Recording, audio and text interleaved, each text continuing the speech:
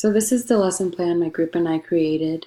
We focused on grade 1, and our standard is high school social science, grade 1, standard 2, substandard 4, and it reads, describe how location, weather, and physical environment affect the way people live, including the effects on their food, clothing, shelter, transportation, and recreation. And so here we identify the learning objective.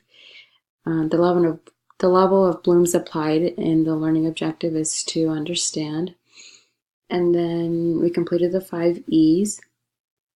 This part, completing the 5 E's, I found it actually pretty interesting. And also, I thought it involved a lot of creative thinking in order to satisfy each of these. And also, correlate to the learning objective. But I liked it.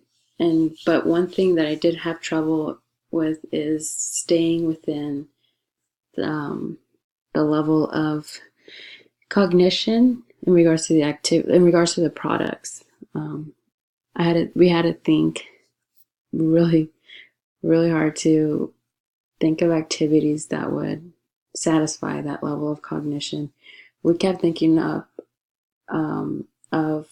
activities to do, but it wasn't falling under what the suggested products were. So other than that, this was very interesting to do, very informative.